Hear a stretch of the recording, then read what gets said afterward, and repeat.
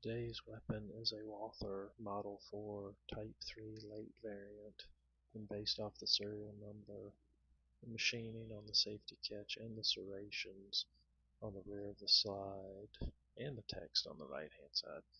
It's a circa 1919 to 1923 build date. It came in for a routine cleaning and to look at a failed to fire issue, but as you'll see in a second, it turned out that the inside was uh, full of rust and some other things.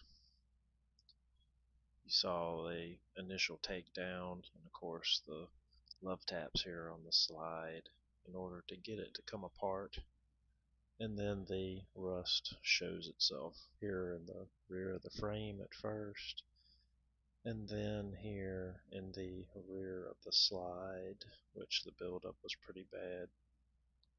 There was also some here caked in the extractor slot. You could see kind of what was being formed there on my glove. We had some issues also with the spring for the extractor. It was kind of a J shape.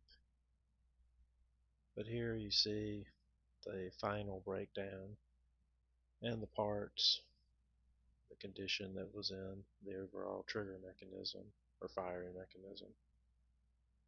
And here in the next picture you'll see the broken firing pin, which that's the failed to fire issue. And of course some close-ups of the rust in the slide and in the frame.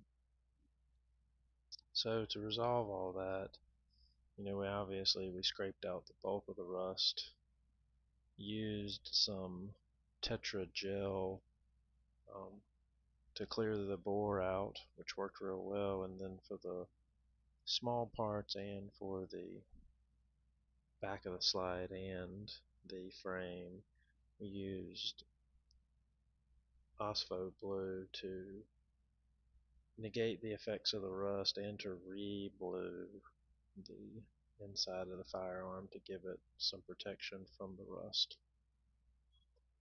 You could see it there on the extractor what it did, and of course you can see here like on the inside of the frame and then what the Tetra had done to the bore. These next few clips are just showing reassembly of the firearm. There's the slide all back in working order, and give the firing pin a little test here just to see how it went. Of course here putting the frame back together, the slide went back on a lot easier than it came off, although it did take another little hand tap in order to get it to finally go on. Now the bumper spring goes back on, and here in a second you'll see function check with the safety, and ready to go to the firing range and give it a test.